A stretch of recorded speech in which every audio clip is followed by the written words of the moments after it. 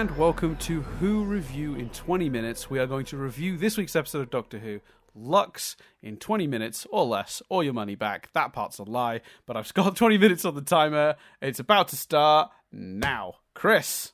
Oh, it didn't start. Now. There you go. Chris, I hit the keyboard so hard, it didn't register.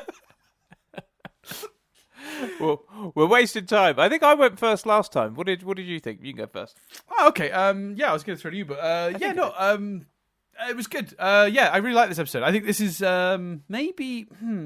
it's definitely one of Russell's better scripts since we returned. I thought this was really, really well pitched. I thought the pacing of it was good. The explanations of what was happening made sense in the world we've now created with these pantheons, these gods. I thought the villain was really creative and interesting to look at, and I was excited about that. I thought Alan Cummings brought a lot. My only real criticism was I thought some of the really meta stuff, one element particularly, didn't quite work for me. Yeah, and it's not a huge deal. I can sort of forgive it. I think it just slightly tighter execution might have fixed some of my issues with that. But on the whole, I thought this was pretty much I don't want to say a perfect episode of Doctor Who, but it exactly did what it was trying to do perfectly. It didn't feel rushed. It didn't feel like the idea hadn't been thought out thoroughly. It didn't have any of the bumps I had with last week's episode. It gave us a little bit more info, not info, but gave us some more character stuff for Doctor and Belinda, but it also had a really cool villain and its own plot. And yeah, I really enjoyed this one. To do my overall thought, I thought this was a real delight. How did you feel about it, Chris? I thought it was great. I really did. I think a lot of my it kind of felt like a fresher breath of air to me compared to last week, because I think a lot of my specific criticisms of last week's episode weren't the case here. It wasn't too convoluted. It wasn't messy. It was clean. It had the time to explore everything. Like you said, I thought the pacing was brilliant. The sort of creepy horror pace when they first go into the cinema, and then sort of the ramping up of everything. I don't know where I stand on the meta. I found it very funny. I found a lot of that. It's always Blink. I thought all of that stuff was very funny. It was so bold and bonkers, and I don't know whether I fear they might even loop back to it. And I'd rather they didn't, and it was just the madness of the episode. And if it was isolated, fine. It's just really amusing and bold and new. The show's never done anything like that before. But in general, I just thought it was a lot of fun. I thought their relationship continues to be great, and just to have her be like, seriously, are we gonna really investigate this? I really loved it. I will be bold. I think I'd have to look at the list, but for me, only Dot and Bubble beats this episode, actually, since the show returned. I really thought it was fantastic. I thought the effects held up. That might be true for me too. I'm going to look at it. I've got a list now. Let me have a look. I think I might be with you on that. Let me double check, but... Yeah, I really, really, really enjoyed it.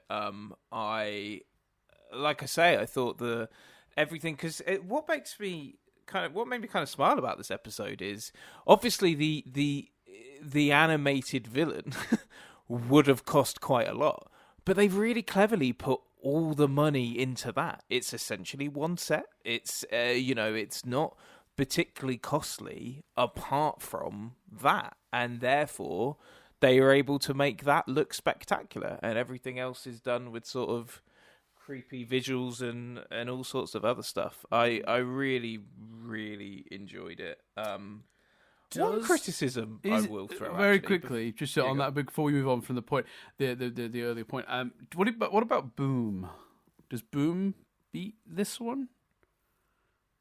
I really, really liked Boom as well. I would personally put this above Boom. I thought just the inventiveness of it. But Boom is up there. They're definitely the best three for me personally. Yeah, I'm struggling with it's the Devil's Cord, Boom, and this are all having a fight. Oh, Dot and Bubble is still my favourite. That's still number one. But in terms of what goes under that, Devil's Cord, Boom, and this are having a good old tussle. They're having a real fight for that spot. And I feel like if you ask me today and I give you an answer, you could ask me that same question tomorrow and I'll give you a different answer because I like all three of those, but for very different reasons. But anyway, back to your point. If you had a criticism, even the way. Oh, sorry. Well, another compliment before a criticism because I think my criticism might be controversial. Interesting. I thought the segregation stuff was handled really well as well. Not like Doctor Who has had a habit recently of just throwing in these big ideas casually for like a sentence, and there was a lot of that last week. Whereas this time, it felt like that big idea was part of the setting of the story. Yeah, it was baked into the plot and premise properly. Yeah, agreed. Baked into the plot, it was addressed properly. There was beautiful dialogue. He says, "I topple worlds, and sometimes I have to wait for them to be toppled, and in the meantime, I shine." I'm paraphrasing, but I thought that was brilliant. Oh man, I almost don't want to say my controversial criticism out loud. Do it. I don't think this second era of RTD should have brought back Murray Gold. And I think there were instances in this where the music was great, and there were instances where he maybe deliberately, but just going back to scores used previously, just sort of reworking different themes, and hey, maybe that's deliberate, but I think some moments were overscored, and I'm just not sure. In general, in this second era, but in this episode, I really noticed Murray Goldisms and the soundtrack not feeling quite right, and again, just that repetition of previous themes and stuff creeping in, and you kind of and it not being obvious why, and it just feeling a bit like treading old ground. Is that controversial, Dan? Do you disagree? I don't know. I don't necessarily think it'd be controversial because I'll be honest with you, I don't know what everyone else's feeling is on that matter. It might be that everyone agrees with you. No, I mostly agree with you. I don't think it was quite hit me as strongly as you described it hitting you there, but I think that is a valid thing that I absolutely have noticed just in general with this era. Didn't necessarily strike me any more here than on previous episodes like it did with you, but that doesn't mean it's not an absolutely valid point. So I don't think you're wrong. And there were some moments, like I say, the creepy horror stuff early in the episode. And by the way, we're talking really quickly because this 20-minute timer thing. Yeah, but we have 12 minutes left. We're nearly halfway. A lot of that stuff was scored brilliantly. There were just moments where I was like, there we go. I rambled. Give me some points, Dan. Well, I really liked the horror and the creepiness of this episode. I want to highlight just how much Alan Cummings brings to that role, and I loved the idea that this character was one of the pantheon. I like that we're going to continue doing these gods. I am now more convinced than ever that we are. As much as we talked about it last week and weren't sure, this idea that there's something weird and meta going on, something has changed in the world of the Doctor that's allowing things like gods and reality to shift. And also I realised after we recorded last week's episode, the final episode's title is The Reality War. Yeah. And I'm starting to put it all together with all the meta stuff, and it's feeling like something has happened somewhere on the line. Maybe it's to do with the bi-generation. I don't know. Unclear. But something's going on. The world of the Doctor has been different for 2 seasons now, and I think we're potentially going to make sense of that this season. Or maybe we're not. Who the fuck knows with Russell? Anyway, back onto this episode. I really agree with you on that the meta scene, the scene where the Doctor literally steps out and meets Doctor Who fans, was funny. But my issues were threefold. One, I'm just not sure in general about breaking that. That's a line I'm not sure I like that Doctor Who crossed. But that's gonna have to sit with me. Maybe ask me at the end of the series how I feel about that. But 2 things I didn't like about it was the Doctor almost knew the names of the episodes, which I thought was strange, in the dialogue exchange. I thought it could have been written smoother where the Doctor was like, oh, did you guys see the one where I fought the goblins or the one where but he was like almost naming them. Like, I don't know if he directly named them, but it was like, he was like, when they said blink, he knew what they meant immediately. He's fought the angels a bunch. Like, and he was like, I'm not even in that one that much. Like, it seems strange that he had knowledge outside of the show, that the Doctor had that knowledge.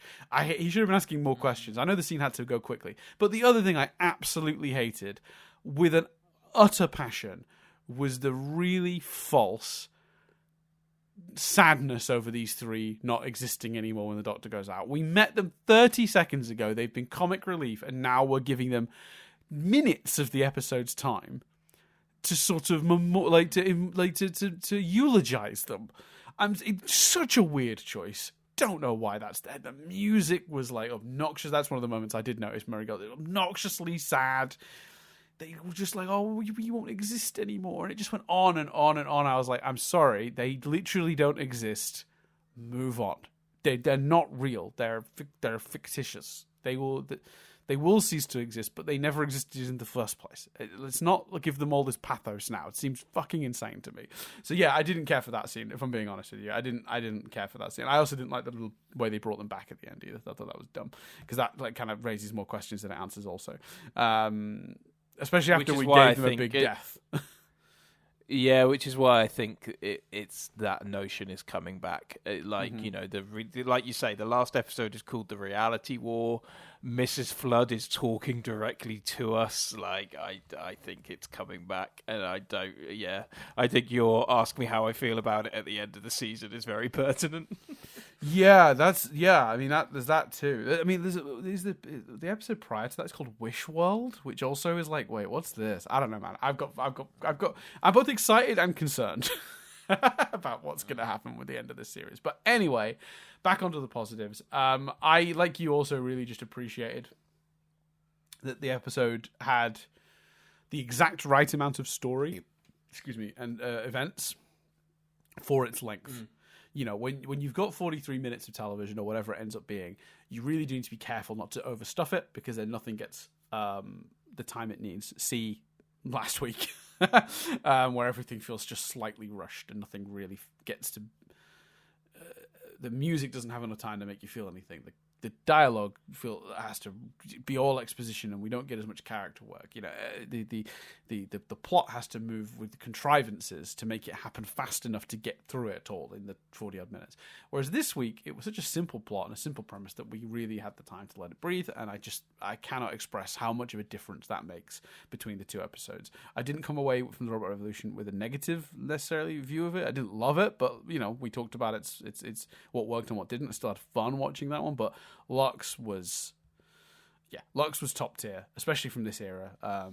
You know, exactly where it sits, who knows? But I think that really does just come down from the time they took to do it, and as Chris pointed out, particularly the use of the messaging and the way it blended nicely with the plot. Visually, I got to tell you that it's one of the most impressive effects that Doctor Who has ever done. Full stop. I also really loved when Belinda and the Doctor first went into the animated world and they were flat, and the notion, both from a visual perspective, just to see it, but also like from a script writing perspective, that to make themselves real again from the cartoon form, they had to gain dimension, literally, as characters. I felt like a Rick and Morty idea rather than a Doctor Who idea, and it just blended really well with the story we were telling. And it also was really nice that the thing the Doctor told Belinda was something we sort of set up earlier in the episode, because she's like, why don't we go see the Time Lords? We've kept her. We haven't already done she's on board with the journeying now. I was really worried it was going to be like one adventure, and she's like, oh, we can keep doing this. This is fun. We've kept her reluctant. But yeah, the character work they do in that moment when they're both trying to gain dimension, genius. So yeah, those are some of the other positives I had from the episode. We've got 6 minutes left. Anything else you want to add, Chris? What's the it came to me almost too early, because I'm just looking it up to like this date upset, like, you know, it being so much about the 24th of May or whatever, which is when Wish World airs. Okay, that's Wish World, right? Okay, part of me was like, have they aired the series too early? But that's when Wish World airs, right? Okay. Which is part one of a 2-part episode. Right. Okay. Is it just me? Have they fucked up, by the way, by not having the explain why they're not just going to go, if they're like wanting to get her back to the 24th of May, and he can't hit that date because he bounces off. What happens when he just tries like the 23rd? Can't they just land on the 23rd and wait a day? Yeah, they've not said, or the 26th, and she's just a day late. Yeah, but I guess it's he's trying to solve the mystery of why he can't get to that date. Maybe, but like she's made it very clear she wants to go home, and she doesn't want to be a mystery for him. And if he wants to respect that, which he seemed to imply he wanted to respect that last week, shouldn't he just be like focused on that? Yeah, true. And also, what happened to the machine he put out this week? He put out a machine to anchor them to the date and drag them to it. Did they just give up on that idea at the end of the episode? What happened to that? It was really forced exposition. He puts it back in and says something like, "We're probably going to have to bounce around a few dates first." Just basically this setup of like it's going to be a couple of episodes, folks. Oh, I don't like that. Anyway, Karen, what was you were going to make a point? We got 4.5 minutes left. Sorry, I talked too much there. Oh, just that, and we'll make this point every week, but just that Verada Sethu is fantastic, as was perhaps a more original thought for this week. Specifically, Alan Cummings the voice acting was phenomenal, and the bit where they turn into 3D and all of that sort of stuff. Here's a question, actually, Dan, for you, because I don't know where I stand with it. The actual ending, the resolution to destroying that god. What did you think of that? Yeah, I mean, he did that thing. He did that thing where he like hung a hat on it. Like, it's just so obvious. He had the fans voice that. Saying something in your script is a bit obvious and predictable doesn't give you forgiveness for making it predictable and obvious. Burning the reels when film is highly flammable isn't brilliant, because they're right. Also, I will say one thing I did like that was kind of clever was the way they got out by stopping it, because that is true. If film stays for more than 3 seconds still with the light going through it, the lamphouse light going through it, it does just burn. It does just burn through. You've got 3 seconds. If you accidentally open the lamp house on a projector like that while the film stock is still and it's not running, you'll burn through it in a few seconds, which is one of the scariest things that's ever happened in my life, was running the projector for Oppenheimer for 60 shows and being terrified knowing that the how much money was running through the projector at any one time. Terrifying. Yeah. But no, look, it's the right answer to solving the problem, but I didn't like that he hung a hat on how predictable it was. But I thought it worked. What about the whole, them getting so big they become part of the sun, the light of the universe stuff? Yeah, that's okay. They didn't explain it very well, but the idea works because light does dissipate. It spreads. If you've got a light source, the light that's coming out of that is just spreading. So if he's a being made of light and he gets hit by the sun and he just sort of spreads out because that's what light does. Yeah, that makes sense to me. Works-ish. I thought that kind of worked. I don't have any real complaints about the resolution. I thought it mostly made sense, and it was satisfying, and it did what it needed to do.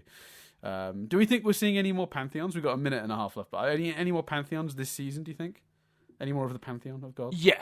Well, I think there's a high chance Mrs. Flood might be a pantheon.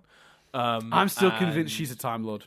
I'm still convinced she's Rani or Romana or the Rani thing, Rani stuff. Oh God, I forgot about that. Yeah, don't remind me of that, please. Hey, I'm hanging my hat on that theory in case it's true. Yes, I think we will. I think it's hard not to see at least Shooty's whole season being about that. And I think almost maybe they all come back in like an Avengers style thing. It'd be amazing if they'd hid that they had old NPH back, but yes, I think we're definitely seeing more gods. Yeah, I think you're probably right. At the very least, the finale will involve some of the pantheon, I think. For sure. Yeah. I do have a wider point I wanted to bring up, but we'll let the 20 minutes expire, and then I'll very quickly. I've got like one thing I want to talk about just because we had a response to it from last week from our chat at the beginning. But for the discussion of this episode, I think on the whole, top tier. Not as much to say about this one because it was so good. We've got 30 seconds. Do you have any final thoughts on Lux, Chris? Nope, that I was so thrilled because most of my criticisms of the first one were just not present, and Correct. actually highlights of this one. And for that reason, I really, really, really enjoyed it. Beautiful. Perfect. All right. There's 13 seconds left, but we'll just there. We're done. We're done. Lux, very good. Top tier Doctor Who. To take us very, very, very briefly, just because I talked last week, we were talking about what do we think's happening with the future of the show. And I said, there's no scripts. So even if Disney renew it tomorrow, we're not likely to see it for a couple of years. So a break of some form is coming regardless. Someone said that there was some quotes in our comments, that there were some quotes from Russell about some scripts being developed for Series 3 from like December, just gone. Yeah, it's possible. I mean, the quotes seem legit. I tried to find the exact source. I couldn't find the source, but I found the quotes. Yeah, I mean, if that's true, then there are some scripts that have been written. That doesn't really change my answer, though, to the question of whether I think the show is going on break. Because even if he has got some drafts of scripts and ideas for a third series, if they can't produce it straight away, I think that changes whether Ncuti can do it. And if that changes whether Ncuti can do it, that changes whether we're going to keep our companion, whose name escapes me right now. My brain letting me down. Belinda, sorry. Yes, thank you. Belinda. And that means whatever scripts have been written are going to be reworked anyway. If we can't pretty much like start filming this summer. So yeah, I mean, look, maybe I'm wrong. Maybe they have written an entire 8-episode season ready to go. And they're just waiting for the thumbs up and they'll start filming it. But I don't think so. I don't think that changes my answer massively. So yeah, I just wanted to address that because somebody mentioned it. Yeah, no, I think that's fair. Cool. Well, thanks everyone for listening. That was Lux in 20. So come back in a week's time ish when we're reviewing The Well with the same format. Yeah, thanks everyone for listening. Remember to like and subscribe and hit that bell. That's what they say. I don't know what that means, but hit that bell. I've literally never known what that means, but do it. But hit it anyway. Hit the bell anyway. I have no idea. I'm such an old man. I don't know. That's what the kids say. Skibbity toilet.